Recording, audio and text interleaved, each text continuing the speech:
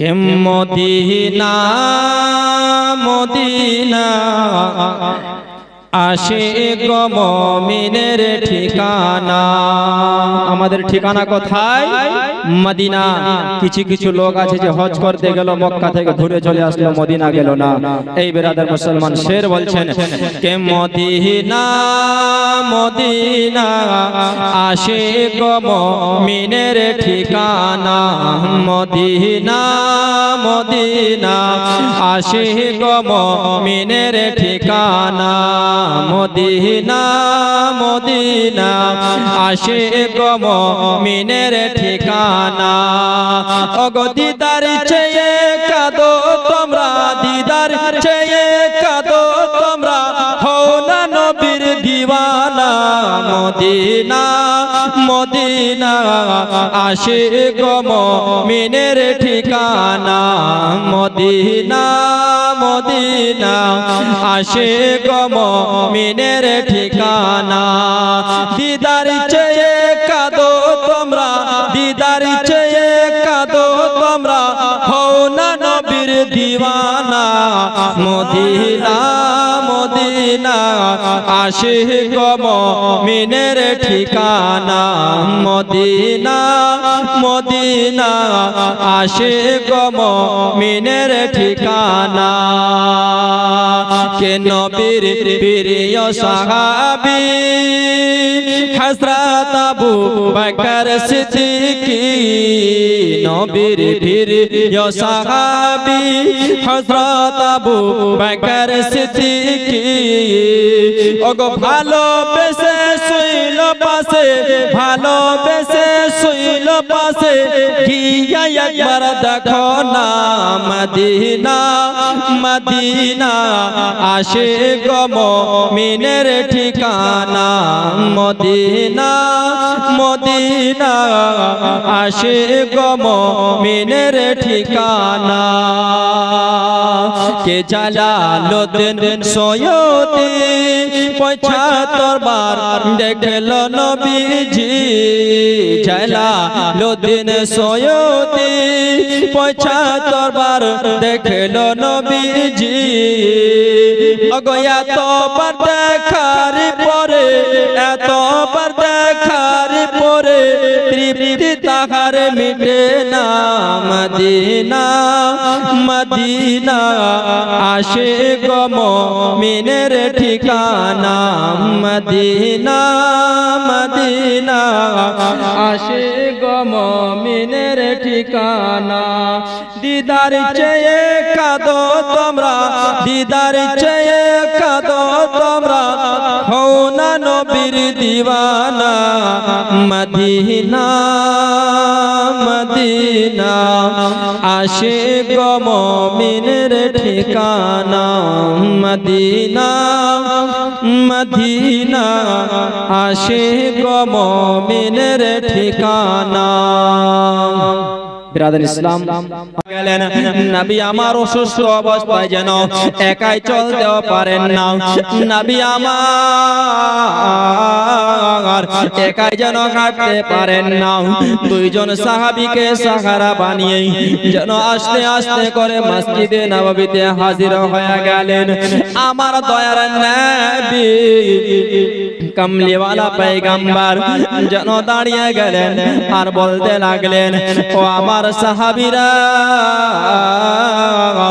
ও আমার মাননেওয়ালারা, ও আমার চাহনেওয়ালারা, আমি তোমাদের মাঝে এতদিন ধরে থাকলাম। আমি তোমাদেরকে যদি কোনদিন যদি তোমাদের দিলে যদি আমি দুঃখ দিয়ে থাকি, তাহলে তোমরা আজকে তার বদলা নিয়ে নিতে পারো। তোমরা কেউ যদি আমার নিকটে তোমরা কেউ যদি কিছু পেয়ে থাকো, তাহলে তোমরা আজকে চেয়ে নিয়ে নিতে পারো। এই বেরাদার মুসলমান মুসলমান, যেমনই আমার দয়ার হাবিব বলে দিলেন, ও আমার মাননেওয়ালারা, ও আমার সাহাবায়ে কেরামগণেরা, তোমরা যদি আমার নিকটে কেউ কিছু যদি পেয়ে থাকো, তাহলে তোমরা যেন চেয়ে নিয়ে নিতে পারো। তোমরা যদি আমার নিকটে কেউ যদি কিছু পাও, তাহলে তার তোমরা বদলাখানা নিয়ে নিতে পারো। দয়ার নবী যেমনই বললেন, একজন সাহাবী দাঁড়িয়ে গেলেন, বলেন, ইয়া রাসূলুল্লাহ, ইয়া হাবিবাল্লাহ, নবী গো, আমি আপনার নিকটে 4 দিরহাম পাবো। কত? 4 দিরহাম পাবো ইয়া রাসূলুল্লাহ, আপনি আমাকে ফিরিয়ে দিন। দয়ার নবী, মায়ের নবী যেন একজন সাহাবীকে আদেশ করেন, হে আমার সাহাবী, সেই সাহাবীকে 4 দিরহাম যেন দিয়ে দাও। যেন দিয়ে দেওয়া হলো। এই বেরাদার মুসলমান, এবার একজন সাহাবী যেন দাঁড়িয়ে গেলেন আর বলতে লাগলেন, ইয়া রাসূলুল্লাহ, ইয়া হাবিবাল্লাহ, নবী গো, ইয়া রাসূলুল্লাহ, আমিও আপনার নিকটে যেন বদলাখানা নিতে চাই নবী গো।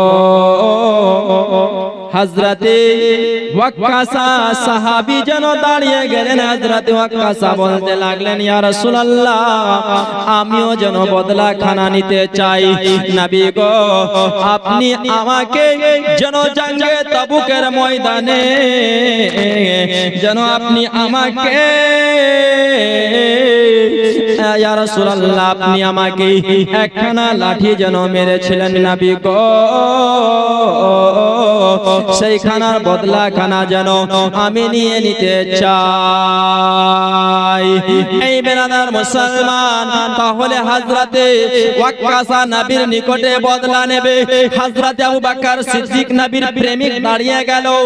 নবীর প্রেমিক বলতে লাগলো, ও ওয়াক্কাসা, তুমি এমন কি কাজ করতে চলেছো? ওয়াক্কাসা, তুমি কি দেখতে পাও না নবী আমার অসুস্থ রয়েছেন? আমার হাবিব নবী যেন একাই চলতে পারেন না, আবার তুমি নবীর নিকটে বদলা নিতে চাও, তোমাকে বদলাখানা নিতে হবে না। আর তুমি যদি বদলাখানা নিতে চাও, তাহলে আমার নিকট থেকে তুমি বদলাখানা নিয়ে নাও।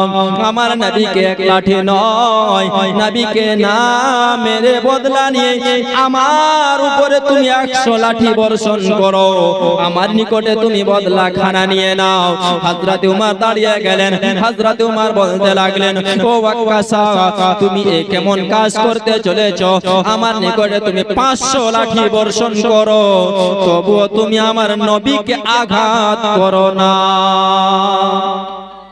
বিরাদার, হযরতে নবী পাক সাল্লাল্লাহু তাআলা আলাইহি ওয়াসাল্লাম বলেন, হে আমার সাহাবী, যাও সাহাবী চলে যাও, আমার বেটির ঘরের মধ্যে সেই কড়াটা রাখা রয়েছে, সেই কড়াটাকে তুমি আমার নিকটে নিয়ে এসো। এই বেরাদার মুসলমান, মুখতাসারে অল্প সময়ে আপনাদেরকে আমি শুনিয়ে যাই, বক্তা সাহেব আবার চলে আসছেন। এই বেরাদার মুসলমান, হযরতে ফাতেমার ঘরে হাজির হয়ে গেলেন। সেই লাঠিখানা, সেই চাবুকখানাটা নিয়ে আসলেন। হযরতে নবী পাক সাল্লাল্লাহু তাআলা আলাইহি ওয়াসাল্লামের নিকটে হাজির করে দিলেন।